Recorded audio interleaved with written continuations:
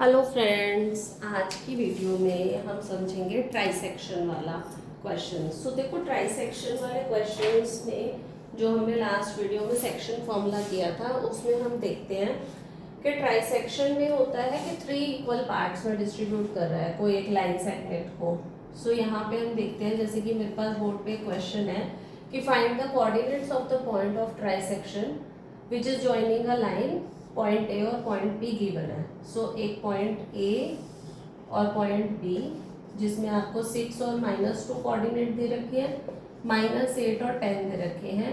Trisection करना है, मतलब इस पूरी लाइन को 3 पार्ट्स में डिवाइड करना है। मान लो वो लाइन अगर 6 सेंटीमीटर की है तो 2 इक्वल पार्ट्स में डिवाइड कर देना है। तो यहाँ पे 3 इक्वल पार्ट्स में डिवाइड किया।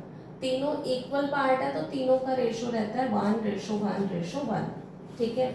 अब लेकिन यहाँ पे प्रॉब्लम क्या राइज होती है ना कि हमें 3 पार्ट्स का रेशो निकालना नहीं आता। तो मेरे पास फॉर्मूला है, वो ये होता है कि x की वैल्यू अगर निकालनी है किसी बीच वाले कोऑर्डिनेट की तो वो mx2 + nx1 upon m + n, ये फॉर्मूला हम यूज करते हैं। ठीक है। सिमिलरली अगर y की वैल्यू निकालनी है तो n/2 + n/1 अपॉन में m + n, ये फॉर्मूला हम यूज करते हैं। अगर ये नहीं पता है तो लास्ट वीडियो जो सेक्शन फॉर्मूला की है वो आप चेक कर लेना। तो यहाँ पे अगर हमें 3 पॉइंट्स निकालने हैं तो फिर कैसे निकालेंगे, उसके लिए हम एक अलग मेथड का यूज करेंगे। तो यहाँ पे हम क्या करेंगे कि अगर इतना पार्ट सपोज कि 1 है तो बाकी के पार्ट्स ये हैं, ये 1 और 1 2, तो वहाँ पे रेशो हम 1:2 यूज करेंगे। तो हमें ये वाला कोऑर्डिनेट सपोज ये पॉइंट पी है तो ये मिल जाएगा। अब इसको प्रॉपरली सॉल्व करते हैं। तो एक बार डायग्राम दोबारा बना लेते हैं। सो यहाँ पे अब हम देखते हैं कि जब हमें लाइन सेगमेंट ए बी को 3 पार्ट्स में डिवाइड करना है तो हमने यहाँ पे एक पॉइंट पी ले लिया जो इसको यहाँ पे 2 पार्ट्स में डिवाइड करा, देन क्यू ले लिया, तो ये 3 पार्ट्स हो गए। पी के कोऑर्डिनेट मैंने अज्यूम कर लिए x3 और y3, क्यू के कोऑर्डिनेट मैंने अज्यूम कर लिए x4 और y4। ठीक है। जब हम p को कंसर्न करके क्वेश्चन को सॉल्व कर रहे हैं तो एक बार के लिए q को भूल जाएंगे और q को इग्नोर कर देंगे। तो व्हेन p इज चेक तो मेरा a पॉइंट और b पॉइंट तो सेम रहेगा, बीच में कहीं p पॉइंट मार्क किया हुआ है जिसके कोऑर्डिनेट निकालने हैं। तो रेशो क्या रहेगा, यहाँ पे रेशो को ध्यान से देखेंगे कि जो फर्स्ट पार्ट है वो तो 1 ही है तो 1 रेशो रहेगा। p से लेके b तक 2 पार्ट्स कवर हो रहे हैं तो वो रेशो 2 हो जाएगा। तो वहां पे रेशो 2 हो जाएगा और पहले 1 रहेगा। अब 1:2 लेके अगर हम p के कोऑर्डिनेट निकालेंगे तो x3 होगा 1, ये वाला रेशो को -8 से मल्टीप्लाई करेंगे, प्लस में 2 इधर 6 से मल्टीप्लाई करेंगे और अपॉन में सम ऑफ दीज 2 रेशोज, यानी कि -8 + 12 अपॉन 3। तो जो x3 के कोऑर्डिनेट आए हैं वो आया है 4/3। सिमिलरली हम y3 के कोऑर्डिनेट निकालेंगे तो 1 को करेंगे 10 से मल्टीप्लाई, +2 को करेंगे -2 से तो -4 आ जाएगा और अपॉन में 3, वो इन दोनों रेशो का सम। तो ये आ गया 6/3। तो आपका पॉइंट आ गया 2 कैंसिल करके। तो जो कोऑर्डिनेट आए हैं p के वो आया है 4/3 और 2। ठीक है। तो ऐसे हमने p के कोऑर्डिनेट निकाल लिए। अब q के कोऑर्डिनेट अगर हम निकालेंगे तो देखो a से q तक, अब p वाले को अगर हम भूल जाते हैं तो यहाँ पे हमारे 2 हिस्से कवर हो रहे हैं, 2 पार्ट्स कवर हो रहे हैं। ठीक है। तो a से q तक का रेशो पहले 2 होगा और फिर 1 होगा, q से b only 1 part is left. तो वहां पे हमारे पास जो रेशो आएगा वो 2:1 आएगा। तो जब हम a b और q के कोऑर्डिनेट सब हम निकालने वाले हैं तो 2:1 करके इसको सॉल्व करेंगे। तो x के लिए सॉल्व करेंगे, x4 की वैल्यू निकालनी है तो 2 × -8 -16 प्लस 1 × 6 6 हो गया, इन दोनों का सम 3। तो यहाँ पे आ गया आपके पास -10/3 और y4 की वैल्यू निकालोगे तो 2 × यहाँ पे y की वैल्यू 10 है तो 2 × 10 20 प्लस में 1 × में -2 अपॉन में 3। तो ये हो जाएगा 20 में से 2 सब्सट्रैक्ट हुए तो 18/3 तो 6 आ गया। तो जो q है उसके कोऑर्डिनेट आ गए -10/3, 6। तो जब ट्राइसेक्शन के क्वेश्चन आएंगे तो हम इस टाइप से सॉल्व करेंगे। तो इस क्वेश्चन को खाली देखने से नहीं होगा, थोड़ा ट्राई करना पड़ेगा। रेशो एक बार 1:2 लेना होता है और एक बार 2:1 लेना होता है। तो आप इसको खुद अपने हाथों से ट्राई करके देखिए।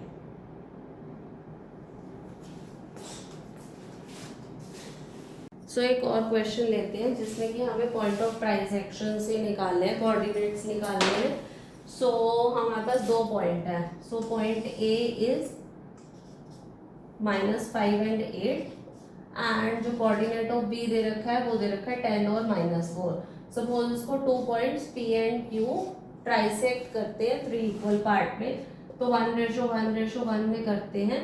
तो लेट कोऑर्डिनेट्स ऑफ P जो है वो हो जाएगा आपका x3 और y3, और इसी तरह से हम लिखेंगे कोऑर्डिनेट्स ऑफ Q x4 और y4। ठीक है, तो जब हम P के कोऑर्डिनेट फाइंड कर रहे हैं तो हमने Q को इग्नोर कर देना है। तो एक -5 और 8, बीच में लिखा P तक ओनली 1 रेशो था, बाकी 2 पार्ट्स रह गए तो 2 रेशो हो गया।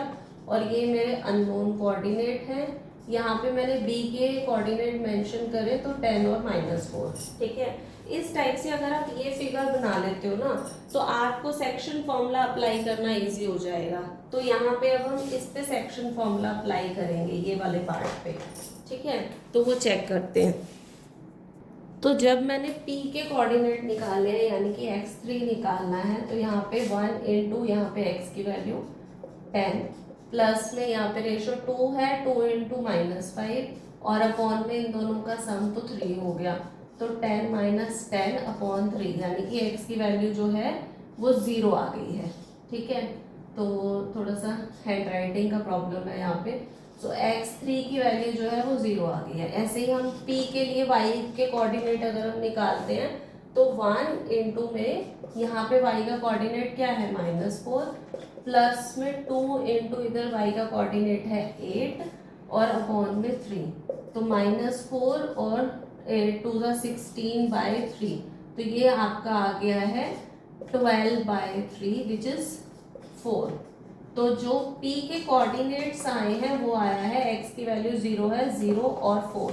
दैट सिमिलरली जब हम यहाँ पे Q के कोऑर्डिनेट निकालेंगे तो अब रेशो हो गया 2:1, क्योंकि Q बाद में था, उससे पहले 2 पार्ट्स रह गए थे। तो 2:1 हमने लिया, तो 2:1 लेके अब Q के कोऑर्डिनेट निकालेंगे तो x4 हो जाएगा 2 इंटू 10 प्लस 1 इंटू -5, क्योंकि यहाँ पे हम x के कोऑर्डिनेट्स को ले रहे हैं। तो 20 - 5/3 तो 15/3 हो जाएगा। तो इसकी वैल्यू आएगी 5 यहाँ पे। ठीक है, और y4 की जब हम निकालेंगे तो 2 इंटू यहाँ पे y की वैल्यू लेंगे -4 प्लस 1 इंटू यहाँ से भी y की वैल्यू लेंगे 1 इंटू 8 और अपॉन में 3। तो 2 4 8 -8 और +8, तो ये हो गया आपका 0। तो 0 आया है यहाँ पे कोऑर्डिनेट। तो जो Q के कोऑर्डिनेट आ रहे हैं वो आ रहा है x की वैल्यू 5 और y की वैल्यू 0। तो हमने यहाँ पे ये ऑब्जर्व किया कि जो P के कोऑर्डिनेट आए थे उसमें 0 आई थी वैल्यू x की। तो x की वैल्यू 0 है, y की वैल्यू अगर कुछ प्रेजेंट है दैट मीन्स कि वो y एक्सिस से ट्राइसेक्ट हो रहा है। तो जो P है वो y एक्सिस से ट्राइसेक्ट कर रहा है, ये वाली लाइन, और जो Q पॉइंट है वहां पे ये x एक्सिस से ट्राइसेक्ट हो रही है, ये वाली लाइन। तो अगर इस क्वेश्चन में ये आपसे पूछा गया हो कि दिस लाइन AB, ये जो पूरी लाइन AB है that is trisected by x axis and y axis, then yes ये x एक्सिस और y एक्सिस इसको काटते हैं तो हम उसके कोऑर्डिनेट निकालेंगे। तो ये आपकी बुक में क्वेश्चन मेंशन है, आप इसको सॉल्व करके देखेंगे। सो यहाँ पे आपके ट्राइसेक्टेड वाले क्वेश्चन का टॉपिक कवर हो जाता है। चैनल को सब्सक्राइब कर लेना for more educational videos. Thank you.